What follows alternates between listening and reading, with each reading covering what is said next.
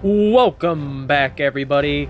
It's the Habsburg Jaw, and today I have quite the special treat for you. Today we are going to be talking about a very underrated video game that I was just gifted by a great friend of mine. Today we are talking about Easy Red 2. I'm sure it may come as no surprise that you've never heard of this game before, as in its current state, this game has a pretty small but dedicated player base that is currently playing it. And the dedicated dev team that is behind this masterpiece of a game is just as small.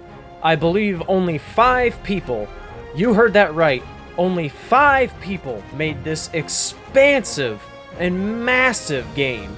And I believe that you should be trying it right now, as it's only $9. You heard me right. $9 on the Xbox store, and it is even on sale on Steam, I believe.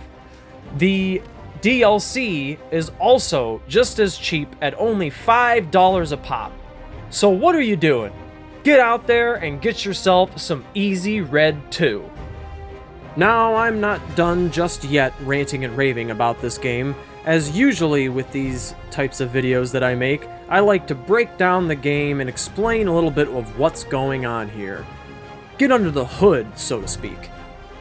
If you guys are desperately missing the Medal of Honor series, or the old style Call of Duty games where it was just the campaign, and the PvP side was sort of just a little sprinkle on top, this is exactly the game for you. This game has brought so much nostalgia back to me in the very short time that I've been getting my feet wet into this game, and I seriously cannot recommend it enough if you are missing this kind of FPS game.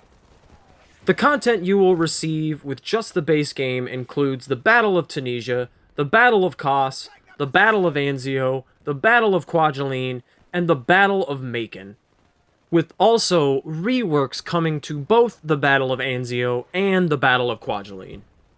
The DLC content includes the Invasion of France and Battle of Bulge DLC, the Battle of Stalingrad DLC, the Normandy Invasion DLC, and the Shanghai and Nanking DLC.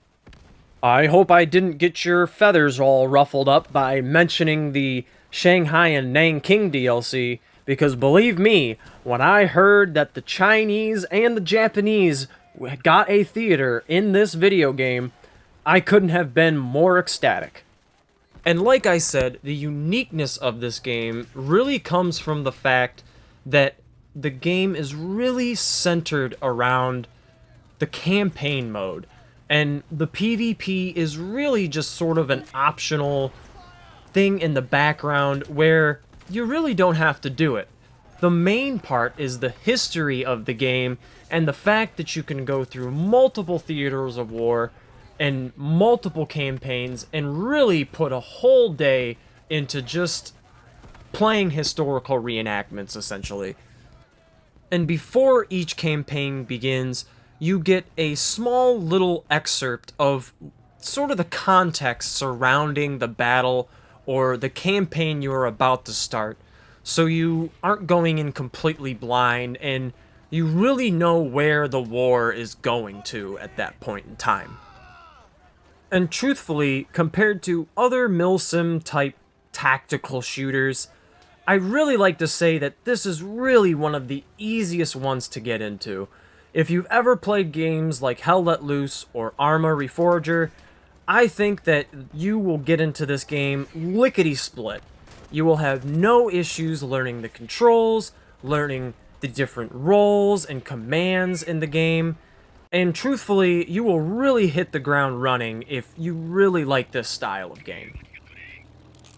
And obviously, I'm sure you can tell if you were watching the gameplay in the background that there are many, many different roles that you can just play around with. It really is just a sandbox World War II shooter, if you ask me.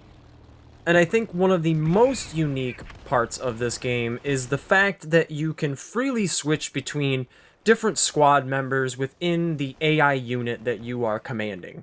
Whether you are a tank operator, or you are a plane operator, or just a boots-on-the-ground unit, like a squad leader or rifleman, you can freely switch between the different units on your team to really line up your troops where you want them to be, or just get in a tactical position where you can capture the objective. And the all-around freedom the game just poses for you is truly remarkable, as when you go into the server creator and you want to create your own campaign or create your own server, maybe you want some buddies to join, or you just want to create an open lobby where some PvP could maybe happen. It really is amazing how you can just adjust the different settings and also crank up the different percentages of AI. You can change the amount of AI that spawns. There's 3 difficulty modes between easy, normal, and realistic. And the best way I can describe it is this is just how I believe that the World War II shooter genre would have went if the PvP portion and sort of arcade shooter style game didn't kick off. If we had more campaign mode games like this, I think this is the future of what FPS games would have been if we didn't rely so much on the PvP aspect. At the end here, I will give a little caveat, as there are obviously some buggy portions of the game, considering it was made only by a very few amount of people, and the inventory system can be a little wonky sometimes, but underneath it all, the game just really has a lot of charm to it, and it has a lot to offer. And that's why I believe it is probably one of the most underrated World War II shooters at this time. Well, thank you very much for watching, guys. I am going to stop yapping about this magnificent game and get back to playing it a little more. And I really, really hope that you give Easy Red 2 a try. Thanks again for watching. This is the Habsburg Jaw, signing out.